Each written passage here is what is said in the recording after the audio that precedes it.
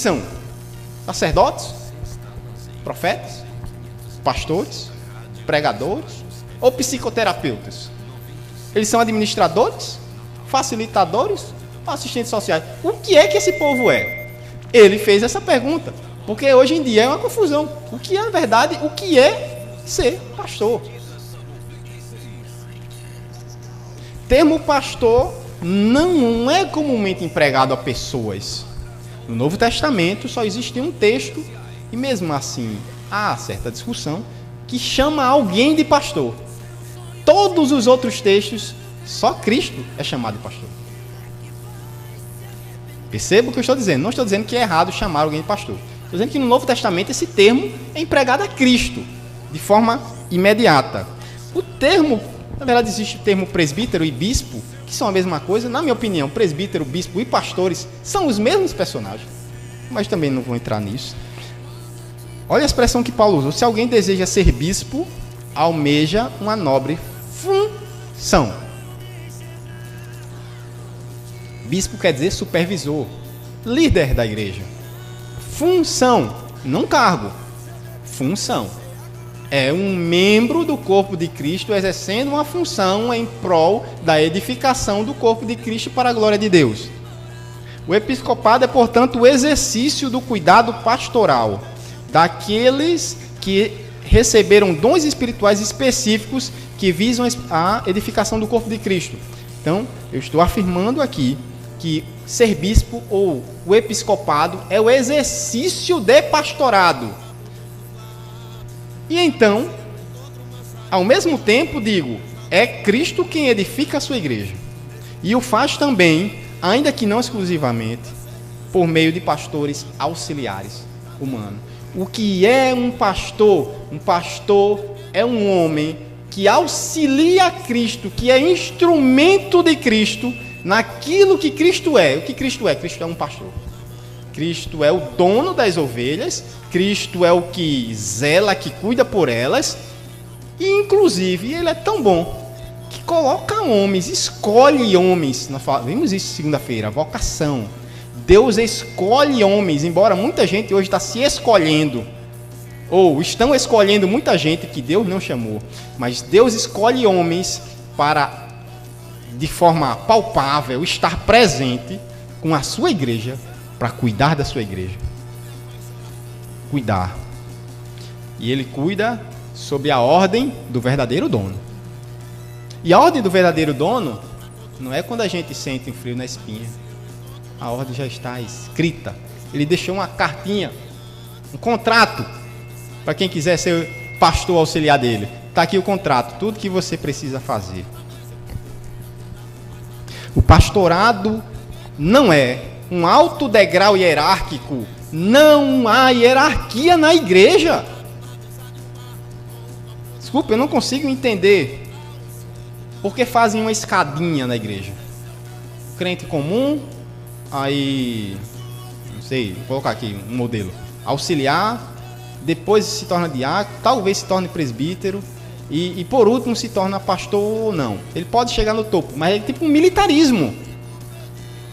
Isso não corresponde ao que a Escritura diz.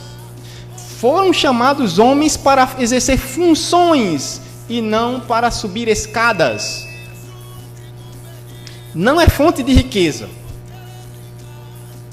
Ainda que não haja nenhuma proibição, pelo contrário, de receber pagamento, pelo contrário, Paulo até incentiva isso. E também não é fonte de poder sobre as pessoas.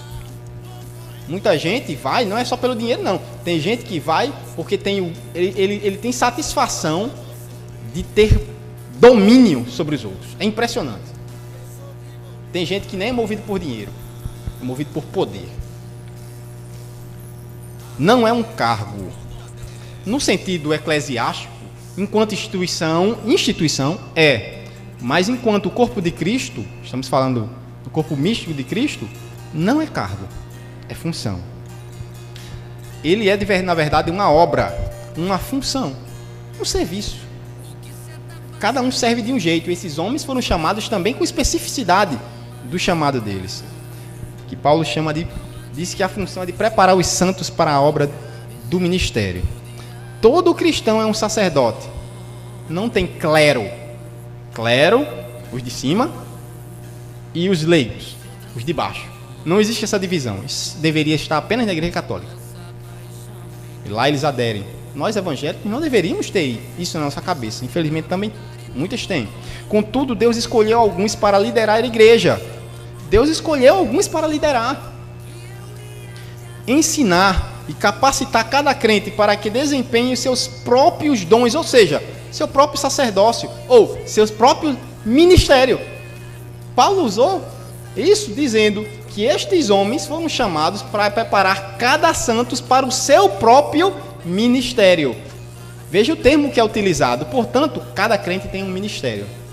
Aí quando nós chamamos ministério pastoral, nós estamos falando, é um serviço específico de cuidar das ovelhas de Jesus. Outros têm um ministério de consolação. Não é? O que é um ministério? O exercício dos seus dons. Simples. É servir exercendo os dons que Deus lhe deu. Por isso que eu não gosto de chamar ministério. Eu prefiro chamar ministério pastoral. Porque senão você coloca dizendo que ministério é apenas esse grupo que exerce esses dons de liderança e de ensino. Os outros não têm ministério. Paulo não diz isso. O próprio Paulo disse que cada crente tem o seu ministério. Está entendendo, irmão Reginaldo? Cada crente é um ministro. Existem ministros que foram chamados a pastorear o rebanho de Deus. E é sobre estes homens que nós estamos falando aqui nessa noite. É com esse foco. E os seus dons devem ser exercidos, ou seja, visando o crescimento saudável do corpo de Cristo para a glória de Deus. Paulo usou essa expressão quando escreveu a primeira carta aos Coríntios. Nós somos cooperadores de Deus. Veja como ele se coloca. Um cooperador de Deus. Um pastor auxiliar. Do grande pastor. Ele coopera, porque é Deus quem efetua. Lembra? É tanto querer quanto efetuar, é Ele quem faz. E Ele usa homens como instrumentos para isso. E Ele diz que é cooperador de Deus. Os líderes da igreja são cooperadores de Deus para cuidar da lavoura de Deus. Cuidar da planta, adubar, tirar a erva daninha. E também disse, e do edifício de Deus, da construção. Efésios ele fala bem sobre esse templo que está sendo erguido por Deus. Da construção, como tijolos que vão sendo colocados nos seus devidos lugares. E cada tijolo é importante, e eles vão se unindo em amor, e eles vão cooperando, e daqui a pouco vai ter o grande dia em que Cristo vai vir, ele virá, e o templo será concluído. E nós seremos o templo onde Deus habita para sempre. Não só como indivíduos, mas como povo. Deus vai habitar no meio do seu povo de uma forma como nunca antes. É isso que está acontecendo. Deus chamou homens para zelar pela lavoura de Deus e para zelar pela construção do templo de Deus, que somos nós. Veja alguns textos. Atos 20, 28. Paulo chamou os presbíteros de Éfeso e disse: cuidem de vocês mesmos e de todo o rebanho sobre o qual o Espírito Santo os colocou como bispo, como supervisores. E o que faz um bispo? Pastoreia a igreja de Deus. E lembre, essa igreja foi comprada com o sangue dele. Então ele está conclamando a zelo. Não é deitado numa rede acordando 10 horas da manhã todo dia que esse homem vai zelar pelo povo de Deus. Ele não foi chamado para isso. Filipenses 1:1, Paulo e Timóteo escreve a todos os santos que estão em Filipos, com os bispos e diáconos. Veja, ele dá o destaque, não como se houvesse um outro grupo, mas lembrando que há homens que estão zelando por esses todos os santos presentes em Filipos, diáconos e bispos.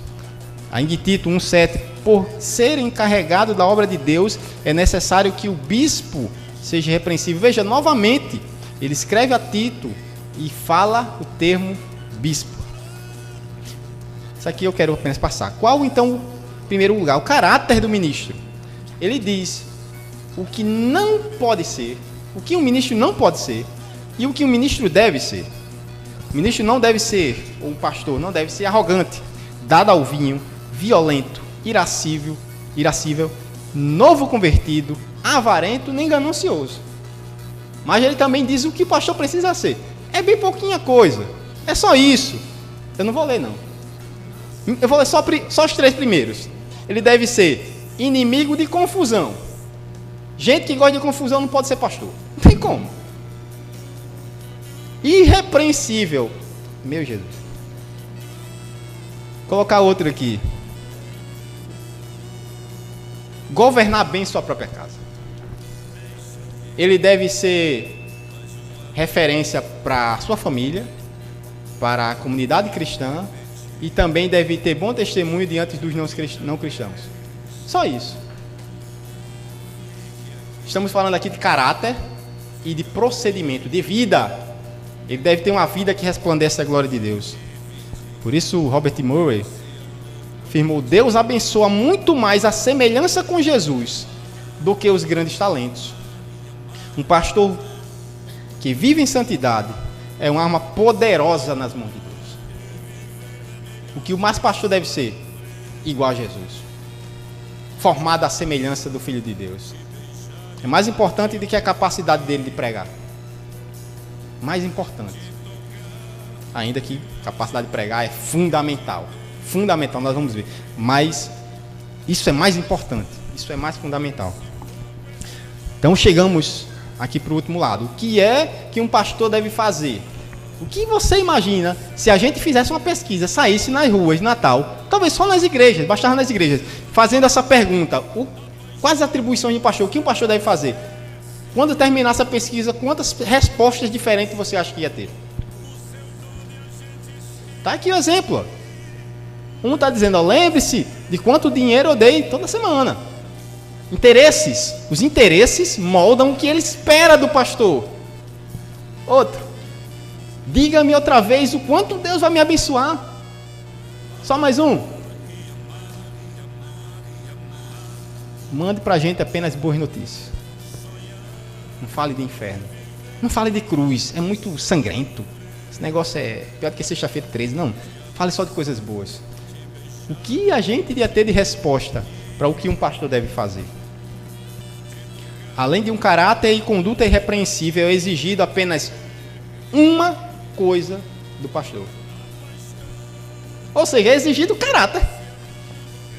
Em termos de capacidade, apenas uma coisa, que eu dividi aqui em duas: ser apegado à palavra e apto para ensinar essa palavra.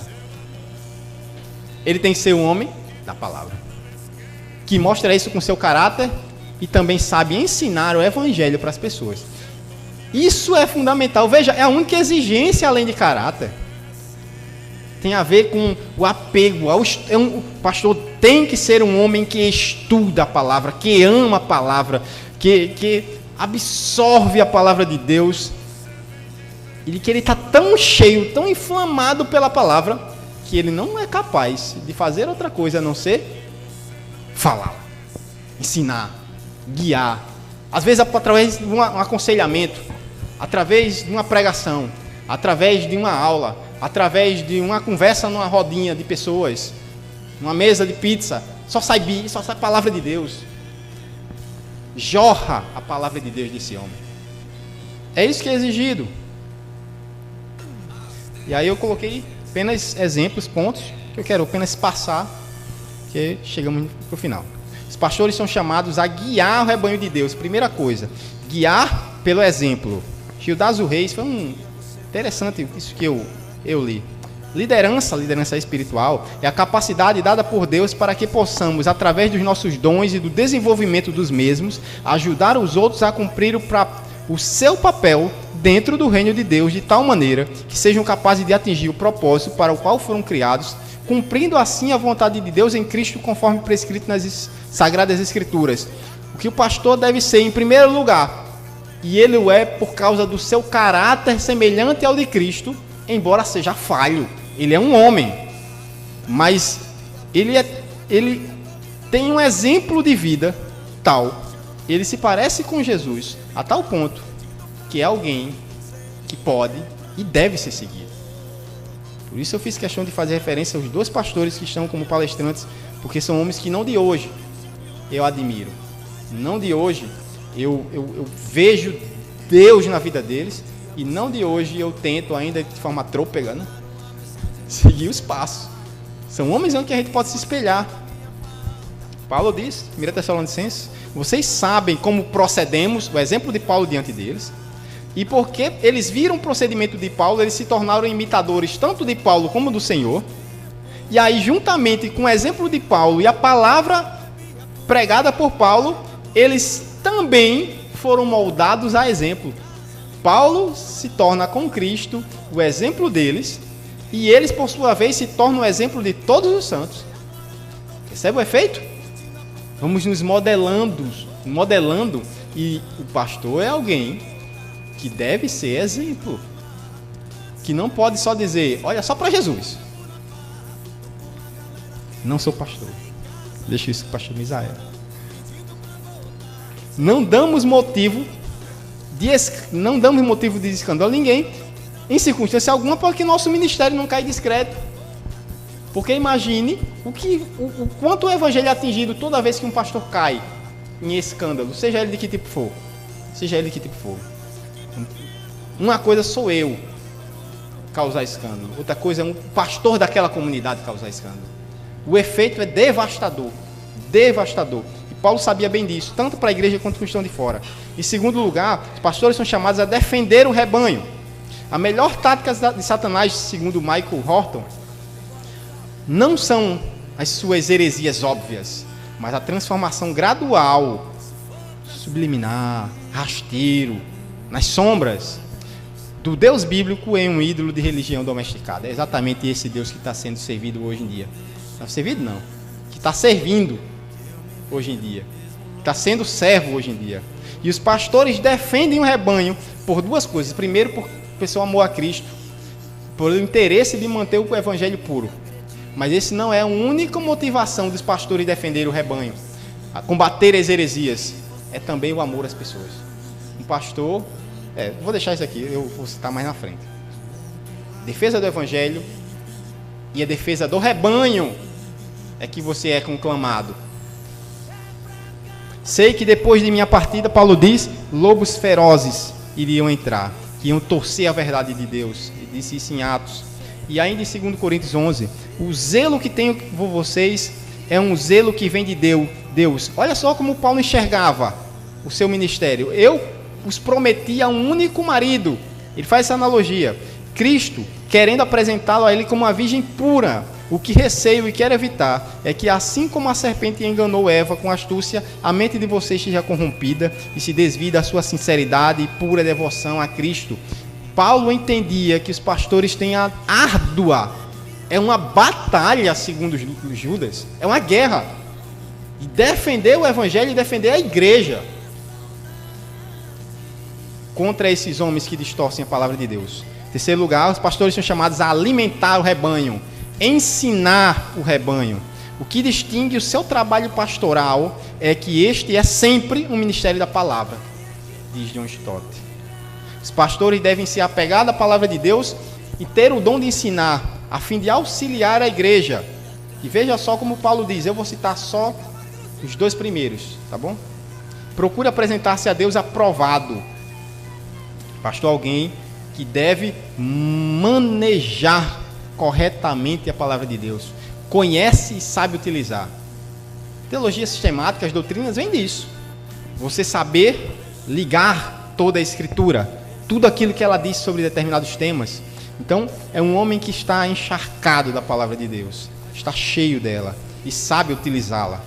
Nós proclamamos advertindo e ensinando a cada um com toda a sabedoria para que apresentem todo o homem perfeito em Cristo. O objetivo, lembra? Efésios também, Paulo disse isso. O objetivo é aperfeiçoar os santos. Não só para eles mesmos servirem muito bem nos seus dons, mas para que no grande dia eles cheguem lá e sejam finalmente aperfeiçoados. Ou seja, a visão do pastor não é só para o que o cristão vai fazer aqui, através do seu ensino, através da sua edificação, que o cristão vai acontecer na vida do cristão, o que é que ele vai fazer aqui? Mas também ele olha para a eternidade. Ele olha para onde o cristão vai chegar. E nós estamos, e devemos estar, brilhando como, coloca essa alegoria, como que o amanhecer do dia, onde que o sol, a luz vai se tornando cada vez mais forte, e a luz de Deus em nós deve se tornar cada vez mais brilhante, e o crente tem que ser mais santo hoje que foi ontem. Deve se parecer mais com Jesus hoje do que foi ontem. Quando acordar amanhã, o seu dia deve ser muito parecido com Jesus, muito mais do que era hoje. Os pastores são chamados a amar. Isso parece tão óbvio, mas o que eu menos vi na minha vida foram pastores que amaram umas pessoas. Isso eu digo com toda sinceridade. O que eu menos vi na minha vida foram pastores que amavam o rebanho de Deus. Os pastores devem amar a todos, indistintamente, mesmo os mais arrogantes, os mais obtusos. Isso aqui não foi eu que escrevi, eu peguei de alguém. E obstinados, os mais tolos, os mais mal agradecidos. Eita, pastor Misael. E amar, inclusive, os críticos perpétuos. Quem só sabe azedar o negócio. Quem só tem palavra ruim para dar. É sempre um obstáculo, sempre não presta, sempre fez mal feito. Ixi, a pregação de hoje era melhor ter ido para outra igreja. Sempre é uma crítica, sempre. As críticas são importantes. Mas esse tipo de gente só quer derrubar. Seu objetivo não é construir. Amar a todos. Por quê? Porque esse rebanho de Deus, e Jesus bem sabe o quanto é difícil esse rebanho dele, o rebanho de Deus foi comprado pelo sangue dele e confiado a este homem chamado pastor. Então, não olhe para as circunstâncias, olhe para o preço que foi pago por essa pessoa. Eu tenho certeza, eu sei o quanto isso aqui é difícil. Se para cada um de nós é difícil conviver em igreja, às vezes é difícil conviver consigo mesmo. Imagine para um pastor. Passar. Quero ler só isso aqui, esse texto é fantástico. Fomos bondosos quando estávamos entre vocês, como uma mãe que cuida dos próprios filhos. Veja como Paulo se coloca agora, como uma mãe. Sentindo assim tanta afeição por vocês, decidimos dar-lhes não somente o evangelho, mas Paulo decidiu dar a eles a sua própria vida. É essa intensidade.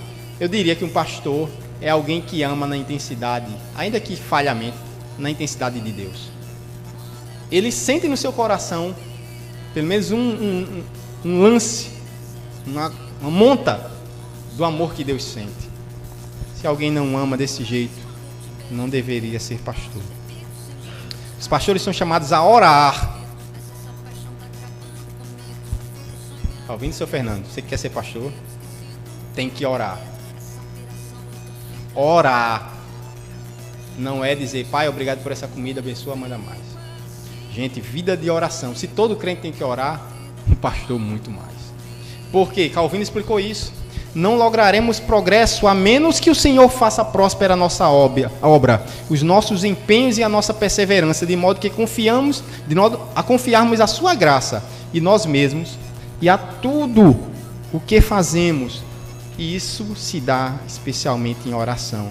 É a confiança de que não interessa o quanto você sabe pregar, é a palavra de Deus. Se Deus não estiver com você, nenhum efeito acontecerá.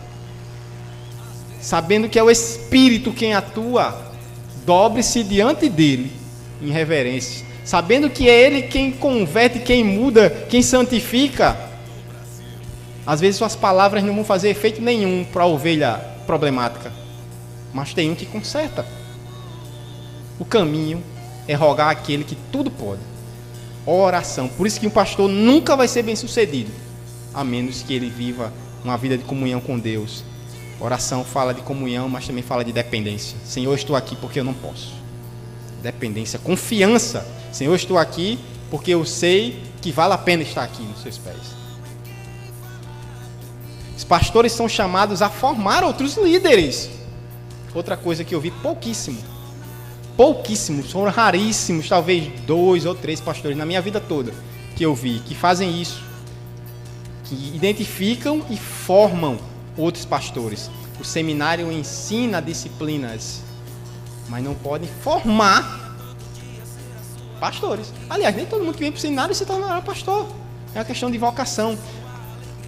Eu diria que aliado o seminário à atuação do pastor local daquela ovelha, se aquela pessoa tem um chamado, é o caminho, melhor caminho.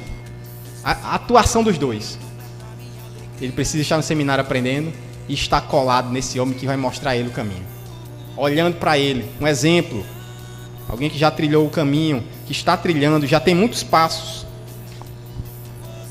Formar líderes. Paulo fez isso e incentivou Timóteo, e incentivou Tito a fazer a mesma coisa.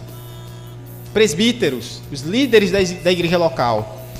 Estes homens devem ser observados, devem ser escolhidos. Interessante que quem identifica, porque são escolhidos por Deus, quem deve identificar? A igreja como um todo. É a igreja como um todo que olha e diz, realmente, tenho chamado. Chego na conclusão. Bem na hora, né? Faltam uns 2 ou 3 minutos aqui, minha contagem.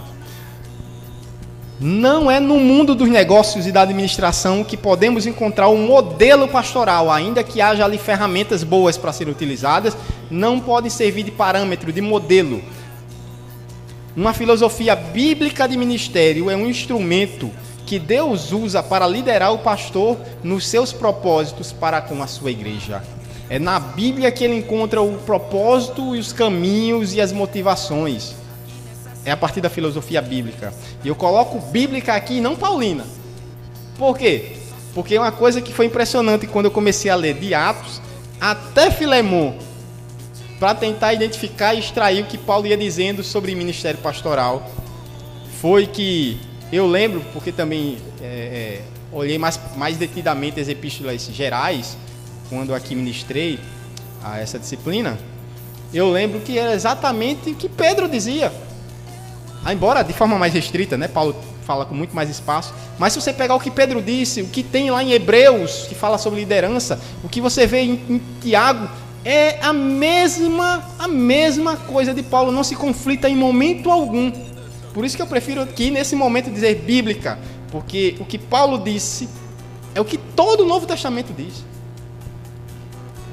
Uma filosofia bíblica de ministério é um instrumento que Deus usa para liderar o pastor nos seus propósitos para com a sua igreja. Assim também, o desempenho do pastor não deve ser medido meramente em termos de resultados. Tem igrejas que tem prazo. Se não atingir metas, ele sai. Não é isso que avalia um pastor. Isso seria, mas é verdade, deveria ter dito isto é, porque isso é realidade. Uma aberração. Essa foi a melhor palavra que eu achei. Um sentimento que eu tenho para isso. Aberração. Deve ser medido o ministério do pastor por sua fidelidade à Escritura e seu chamado. Fidelidade que ele tem ao seu chamado e à Escritura, não os resultados que ele vem a produzir. 1 Coríntios 4, do 1 ao 2, portanto, que todos nos considerem como servos de Cristo encarregados dos mistérios de Deus. E Paulo diz, o que se requer desses encarregados não são resultados, é que sejam fiéis. É isso que Deus espera. Richard Baxter, pastor puritano, aliás, a obra dele, o pastor aprovado, maravilhosa, maravilhosa. Se Deus pelo menos reformasse o ministério, fazendo cada um pastor, cumprir zelosa e fielmente os seus deveres, o povo certamente seria reforjado, como ele coloca. Eu gosto dessa palavra, forjado. Todas as igrejas crescem ou caem, na medida em que os seus ministros crescem ou caem. Não em riqueza ou grandeza mundana, mas em conhecimento, zelo e habilidade para o seu trabalho. Isso é muito sério. Stott, o mundo mede a grandeza pelo sucesso. Jesus mede a grandeza pelo serviço. E ainda, Charles Spurgeon, se você, pastor, o aspirante a pastor, se você não puder ver os resultados enquanto estiver nessa terra, lembre-se que você é apenas responsável pelo seu labutar e não pelo seu sucesso. por último, a edificação do corpo de Cristo é tarefa de todo o povo de Deus e não apenas dos ministros ordenados, pois todos receberam dons espirituais.